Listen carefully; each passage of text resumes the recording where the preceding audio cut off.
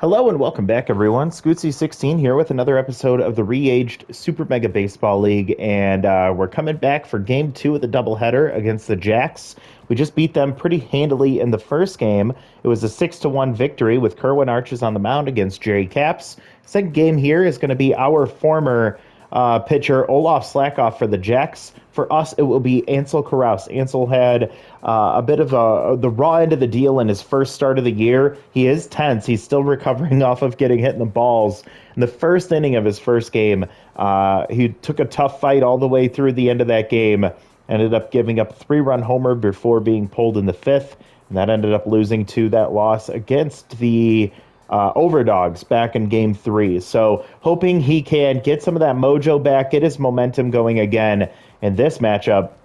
I've already set the lineup for the game. We're going to have Geronimo James start things off in center field. He had the day off after being tense. He's back to neutral now. We'll have Chip Duffers in the number 2 spot, followed by Saul Morgan, who's on fire right now. Trinity Powers is locked in the 4 spot. We'll have Sturdy Woodman in the number 5 spot, followed by Morton Stanberg, Pork Bennett, Carlton Starr, and Jose Tremendo. Both Carlton and Jose are tense, along with Ansel Karaus.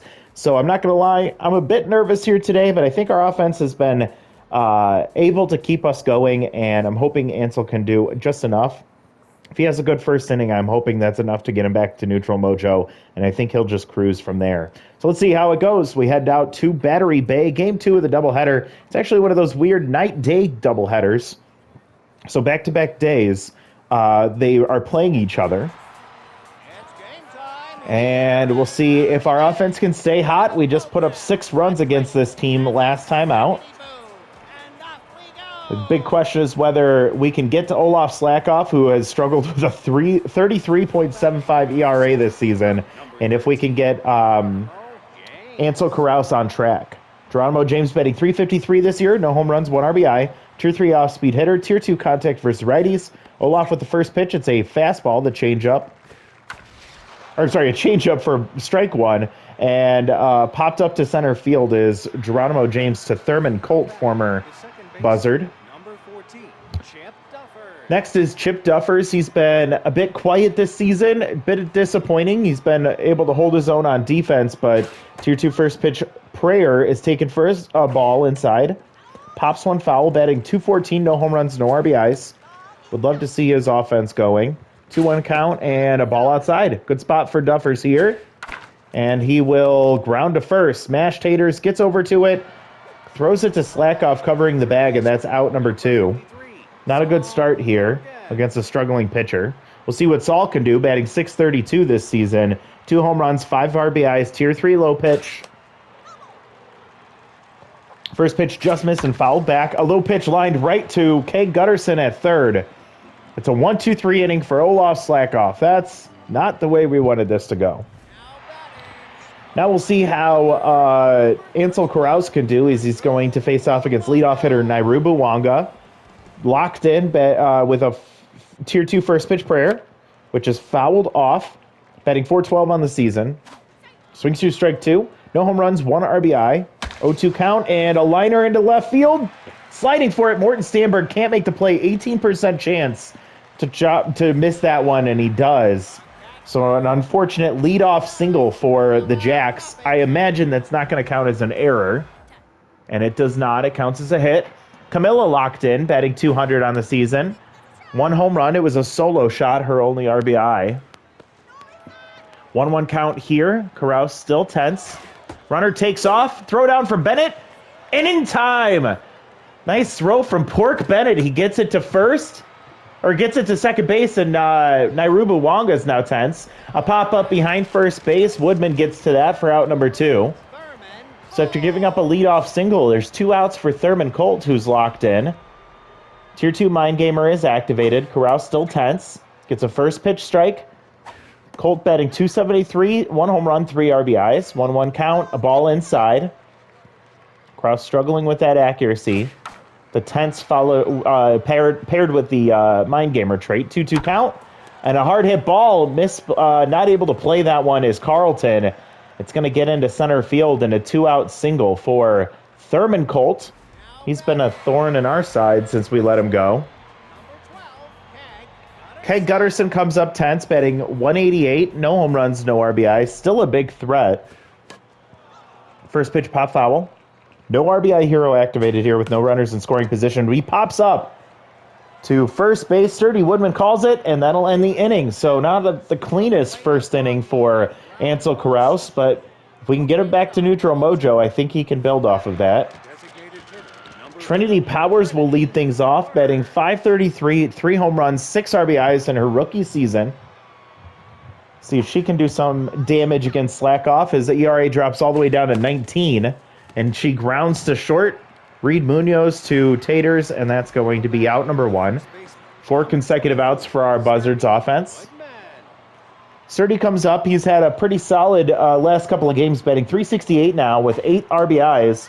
Still no home runs this season. Surprised by that, and a grounder to second.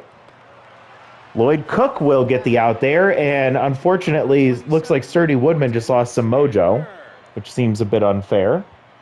Another hot hitter, Morton Stanberg, batting .444, 3 home runs, 9 RBIs, tier 3 high pitch. He gets a high pitch, and what the hell is going on here? Slackoff threw 2 perfect innings so far. 1, 2, 3 in the second. And now Carouse will be facing off against the 5, 6, 7 hitters for the Jacks. Jeb Jumps, DHing today. Batting .200, no home runs, no RBIs, neutral mojo. Has tier 2 whiffer if we get him into a 2-strike count. Carouse still tense, 1-1 count, and pulled foul. That'll get the whiffer trade activated. Carouse with a strikeout here, could be big. He fouls it straight back. Jebs will be late on that one and foul it off. And there's strike 3 swinging. Jumps loses mojo. First strikeout of the day for Carouse. 1 out for Lloyd Cook, who's tense, batting .167. No home runs, no RBIs, tier 2 high pitch. And Ansel Carouse finally back to neutral mojo. First pitch, Lady swings through, strike 1. Ball inside. And another high pitch that's fouled off. 1-2 count. Carouse just misses the inside part of the plate. Ball 2. And a high pitch sent it to left field into the corner. Bounces off the wall. Morton Stanberg comes up. No cannon arm activates. Throw in, not in time, hits the cutoff. And Lloyd Cook gets back to neutral mojo. And I imagine that double might drop Carouse back to tense. It does not. Mash Taters comes up. Neutral. Batting .143 on the season. No home runs, no RBIs. Runner in scoring position with 1 out. And working around the strike zone is Carouse. A nice diving play from Chip Duffers. He'll get a mojo boost from that. Mash Taters gets a mojo drop. Runner does advance to third on the ground out, but 2 outs now. And Munoz comes up batting .333. No home runs, no RBIs. First pitch strike, catches the corner. Decent power, not much contact. Ball high. And one right down the pipe, and he pops it up. Right field, calling it as Jose Tremendo. That'll end the inning. Gives up a double, but nothing else, and we've gone through 2 nothing ball games so far. Our offense needs to straighten things out, but we're going into the bottom of the order. Not where I'm most confident. We'll start with Pork Bennett. Batting .154 on the year. I think he has 2 hits this season. One was hitting the pitcher in the face, Slip Vanderwink. And he strikes out. Slackoff gets a mojo boost. And Pork Bennett will get thrown out at first on the drop third strike. So there's out number 7.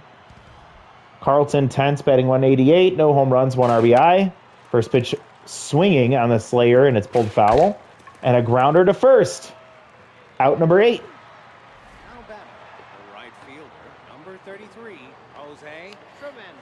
Jose's had a bit of an up and down year, batting .235. Recently had his first home run of the year. It was a 3-run homer, counting for 3 of his 4 RBIs this season. He gets ahead in the count 2-0 with 2 outs, and he'll ground a short.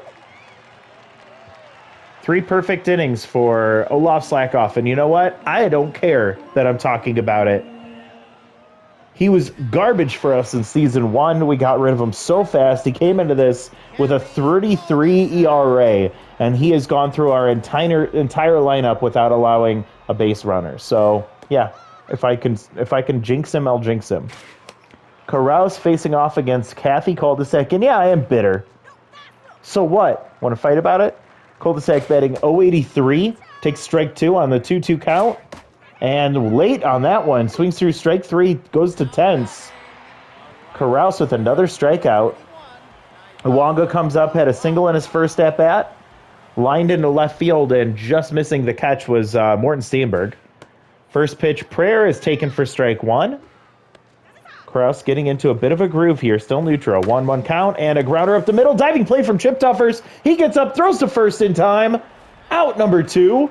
Great play from the second baseman, and that's why we keep him on the team. That's why, even if he's not producing, he can be a great defender. Camilla's still locked in here. I think she grounded out, or popped up to first, I think. Ball way outside, and it bounces off the glove. 3-0 count. 4-pitch walk for Carouse. Don't know what happened there. Camilla, not a slouch when it comes to hitting, but she's also definitely far from the scariest player. I definitely wouldn't want to run around for Thurman Colt right now with Tier 2 Mind Gamer. And a ball 5 from Carouse. Ball 6. There's a strike. 2-1 count with 2 outs and a runner on first, and Thurman will ground to second.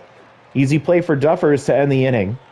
Don't know what happened there for a second. Carouse got the yips. Still nothing ball game through 3. We head to the top of the 4th. Our top of the lineup will come up. Geronimo James 0 for 1. We'll see where he starts. Tier 2 contact versus righties. Tier 3 off-speed hitter. Takes a ball at 101 miles an hour. Slackoff is locked in right now, and hitting the ball well to left field is Geronimo James, but it's going to hang up for cul-de-sac. Easy out number 1. Or out number 10. Chip comes up 0 for 1. Locked in. So first pitch, Prayer puts him at his neutral attributes. Ball high, and now he will take a strike. It's going to be a 1-1 count with 1 out. Takes strike 2. And Duffers will pop up off the end of the bat, just so behind shortstop. Munoz makes an easy play. Out number 11, and Saul Morgan comes up 0 for 1. Locked in. He's the guy that's going to break it, shake things up for us if we can get him going. And late on that one, it's fouled off. And a low pitch grounds to first. Taters takes it himself, out number 3. Holy shnikes. 4 perfect innings for Olaf Slackoff. It's a nothing ball game. Luckily, Carouse has pitched really well. Not as well, but well enough to keep us in this ball game so far. Okay, go for 1, still tense. And a blast into center field. Getting back on it is Geronimo James. He tracks it down. And that was lucky it got sent to center field. Deepest part of the park there. And now Jeb Jumps will come up. He struck out last time. Late on that one, it's a fastball. 50th pitch on the way for Carouse. Is a strike, catches the bottom of the zone on the curve. Whiffer activates. And 1-2 count, ball outside, trying to get him to chase it. He's holding off. That one he chases, and there's another strikeout for Carouse. Starting to feel himself. 2 outs for Lloyd Cook. He had a double in his first at-bat. And Tier 2 high pitch.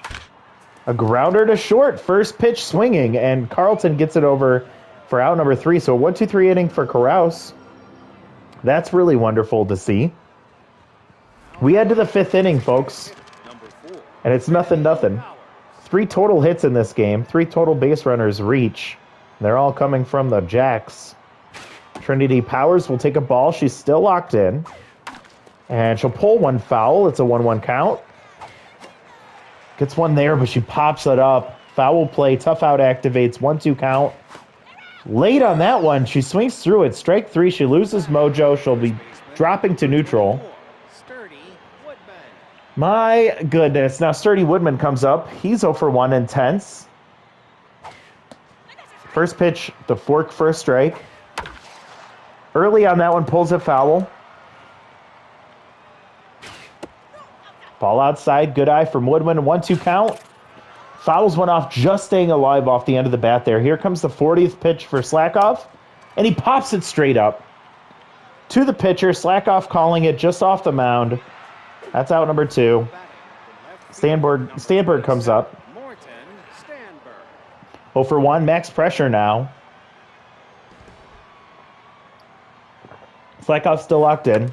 First pitch swinging, and there it is. Morton Stanberg will get on base as he pushes one up the middle. And Morton had a chance at, or I'm sorry, Slackoff had a chance at it, but went right through his legs. We have our first base runner of the game. Let's make them pay. Come on, Pork. Ball outside, run into one. Get your first home run of the year, buddy.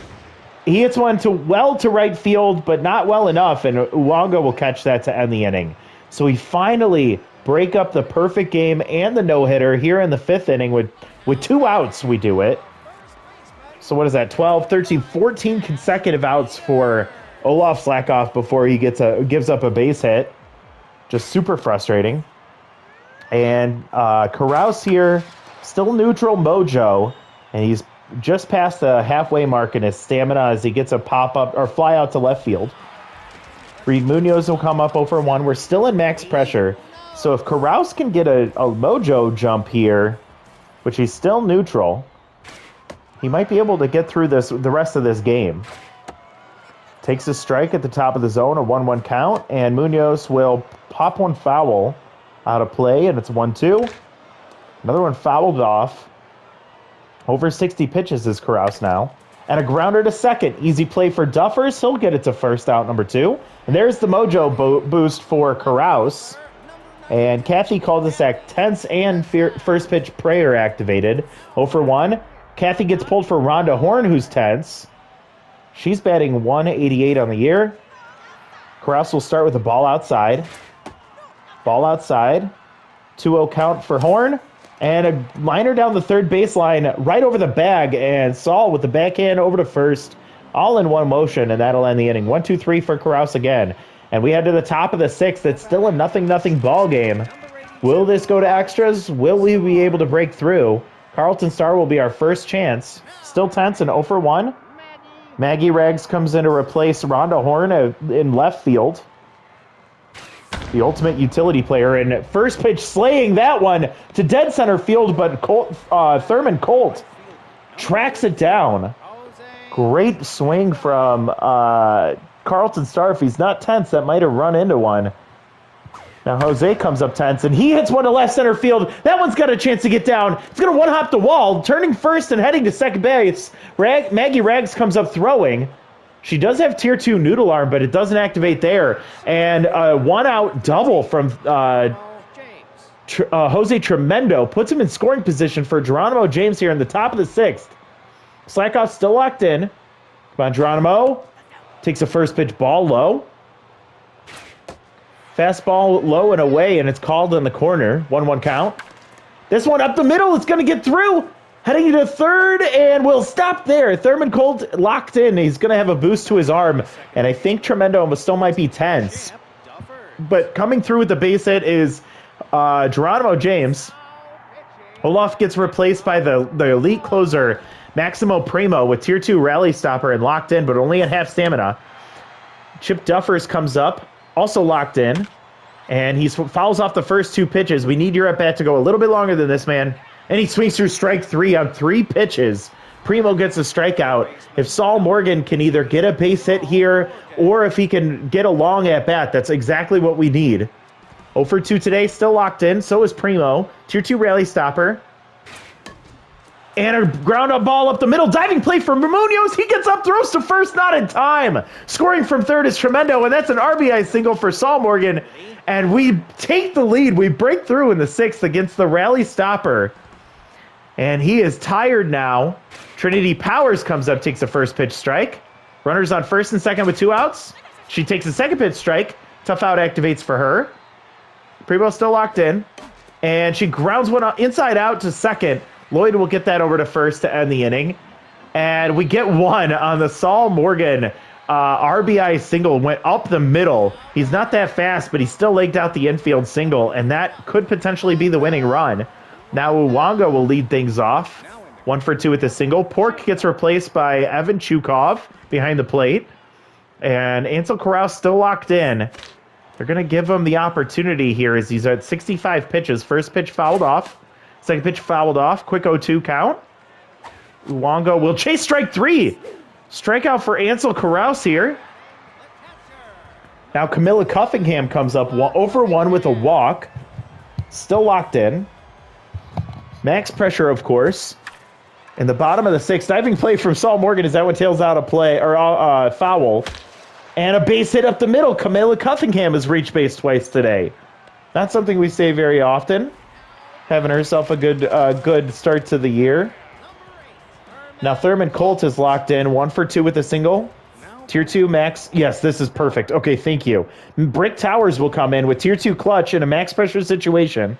Full stamina, too. First pitch, nasty slider for strike 1. Tier 2 Mind Gamer is activated. There's strike 2 on a slider. And popped up foul. It's going to get out of play.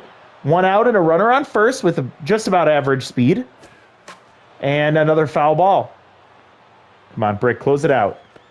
A ball low and away. Or low and in, excuse me, 1-2 count. Brick with a long pause. And hit well, but it's going to hang up in center field for Geronimo James. Runner retreats back to first for out number 2. And potential last chance for the Jacks is Kay Gutterson. He's 0 for 2, still tense. Again, still a scary hitter no matter what. Brick Towers has his work cut out for him. First pitch taken for strike 1. Hits well into the right field corner. Jose Tremendo trying to track it down. It's going to get down. Jose comes up. Cannon arm activates, holding the runner at third base on the double from, holy shit, from Kay Gutterson. Tying run at first, tying run at third, winning run at second base. And here comes Jeb Jumps with 2 outs. Tense. Still clutch activated. Oh my God, that cannon arm from Jose Tremendo saved this game so far. Fouled off, quick 0-2, and Whiffer activates. Brick Towers gets him to strike out on a 102-mile-an-hour fastball, and this game is over. We win 1-0. Olaf Slackoff takes a no-hitter, a perfect game into the 5th inning. With 2 outs in the 5th, we get our first hit. We end up ending that inning, and then in the 6th, we sneak out 3 more hits. We end up getting the winning run in the 6th inning on an infield single. And then Brick Towers almost blows the lead, but he ends up holding on to get the save. Holy crap, what a game. That was way scarier than it should have been. I don't know what Olaf Slackoff was doing today, but he was on a heater. Unfortunately, it wasn't enough to stave off the Buzzards, and their offense couldn't get anything going against Ansel Carouse, who had a hell of a day as well. 1 run on 4 hits for the Buzzards, no runs on 5 hits for the Jacks. Jacks hits come from Uwanga, Cuffingham, Colt, Gutterson, and Lloyd Cook. Gutterson and Cook both with doubles. Cuffingham also reached on a walk, but no runs came around to score.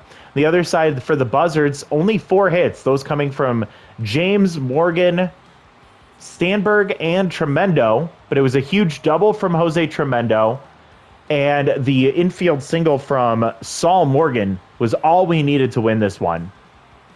Pitching for the Jacks, Slackoff goes 5 1/3, gives up 3 hits, 1 earned run. He gets 2 strikeouts, and he's going to be handed the loss. Honestly, I know I was bitter before.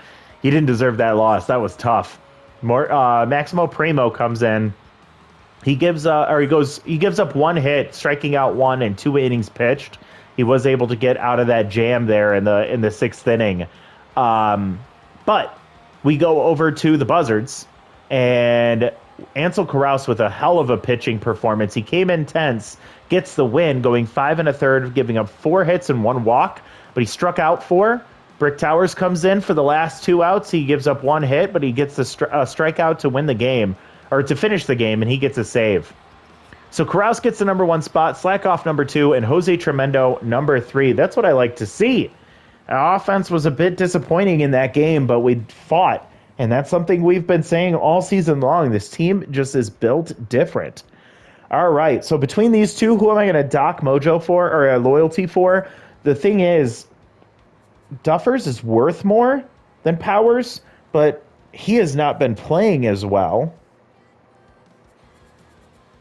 where Powers has been playing really well. She is a lot cheaper. I think it's a lot easier to get her back if we end up docking her loyalty here. And it's 32 loyalty is crazy. After a win, I'm going to repeat, after a win, we get the loss of mojo. Sorry if that was loud in your ear. Just really frustrated by these manager moments. Yeah, sorry, Trinity. We'll work to get that loyalty back for you. Drops all the way to 60. That's crazy. Another minus. We'll give it to Zane. He's older at 29. Pork's still young, and he's been playing well for us. So Zane gets a loyalty drop. Drives me crazy. And that's it. Thank you.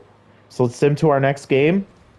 We're sitting at 6-1. We're tied with the, well, I guess half a game behind the Blowfish for the best record in the entire league, but we are running away with the run differential category at plus 29.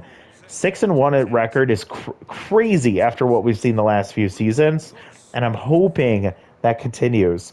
Now, scary here, we're going to have to face off against the wide loads, and we have seen some not great performances against them in these last few seasons. So I'm hoping things can turn around for us. Let's see what happened since that game ended. Wow, plus 10 power for Sturdy Woodman. That is huge for him. Hopefully he can finally get that first home run of the season, get that off his back. Casper Stern on the free agent pool loses 9 arm. That's not great. Nick Dieguez gets dropped by the Moose, replaced by Xander Straining. Some good traits on that guy, and he's 19. Maybe that's a development option for them. Rocket Ramon Gaines gets ahead. Love to see that on the fireball throwing relief pitcher, although he hasn't even been in this game. I don't think he's pitched yet. Jose with some development, but with chance to gain whiffer. I don't think we'll do that. Morton gains plus 7 contact naturally. We need to see that because that's his lowest rating. And then he's got a chance to gain some power too. Carlton with a chance for development. Otto loses power. That's okay. He's supposed to just be on the bench anyway. Let's take a look at development. So we want to do this one for Carlton, but it's got a game left. We won't do this one. We will do this one for Morton. And let's see. We'll do this one for Ospecialo. I don't want to do this one for Carouse. And I don't want to do that one for Powers. So let's get this one for Ospecialo. He does not get the bonuses, so it's just plus 2 velocity for him. He's more reliant upon his junk anyways, and he hasn't pitched this year either. Morton Stamberg and Carlton Starr. You know what? I'm going to give these two to them right now because I'd like to see... We still have some extra money, so I'd like to see us cycle in a few more development opportunities this season. So 3 power, chance for 5 more, and he won't roll that. He's now an A, 65 power, 66 contact. Love to see that. And 2 power guaranteed plus 1 speed for Carlton. Chance for 1 more power. And we'll see if he can get that. When he does, 20% chance it gets plus 3 power now. Puts him up to 52. He's now an A. Love to see that as well. And the team's getting a little bit better while we're cruising right now. Carlton Starr is an animal. That was funny. And just peeking at some of these options in the free agent pool here.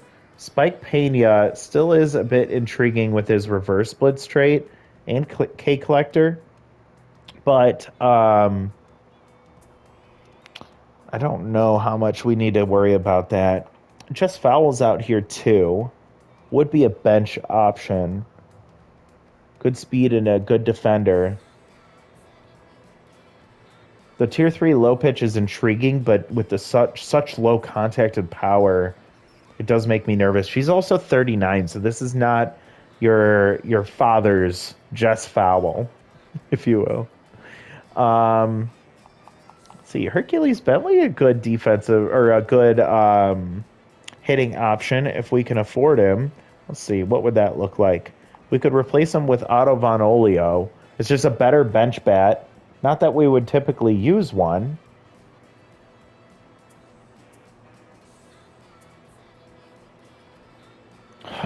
I don't think we do this right now, and I think I'm okay if we do end up losing him. Hercules would only be a bench bat because Sturdy Woodman is our starter. Although, out of curiosity, no, Sturdy with 92 contact is pretty crazy.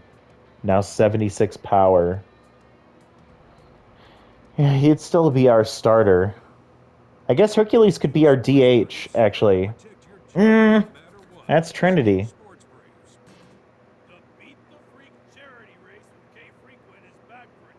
I don't know. I'll think about it. We're getting high on our spending right now for this team. So I don't know how far I want to go with this, but let me star him. Let me know in the comments if you think that would be a good idea. I'm also going to star Ricky Gilbert here because what we could do now Chip just made some really nice defensive plays that got his mojo back. But between him and Carlton, it's been really frustrating watching both of them. But I feel like Carlton it was more hope for us, but Chip is younger. So it's really tough, but if we get rid of like Carlton, we can have Gilbert start at short, or we could get rid of Duffers. We could have Carlton start at second base, and we can have Gilbert at short. A couple of different ways we can go about this, but not something I'm planning to do right now. I also don't think it would get any better to bring in Gilbert when he has really incredibly low contact or power anyways. So how much would we benefit from making that move? I don't know. Outside of replacing Carlton where we can save some money too, but I don't know if that's beneficial. I don't think we really need to worry about cutting money right now with us on this heater. So I think we'll just hold where we're at. And I don't really see many other options to consider. And there's yeah, I think that's about all that I want to look at there. So we are approaching game 8 of the season next time out. It'll be against the Wide Loads. And we'll have Kenzie Willis on the mound. She pitched decently well in the last game. So hopefully she can hold up against Noah Kaiser. Be an interesting matchup. I'm trying to think if there's anything else I wanted to do before I finish this video. We will take actually a quick look at next lineup. See where we're at. We have 4 players tense right now. Yeah, that was not a good game for us, was it? So what do we go about this? How do we go about this? I think we got to keep in most of these players. You know what I could do is I can give Chukov the start here. That would be fine. Tremendo, I think I'm going to keep him in there. He's tense despite hitting the game-winning, scoring the game-winning run. Woodman's tense. Carlton.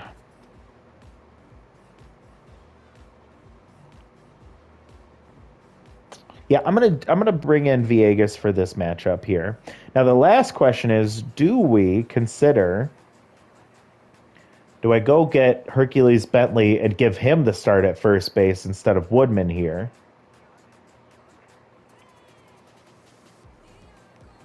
It's tempting.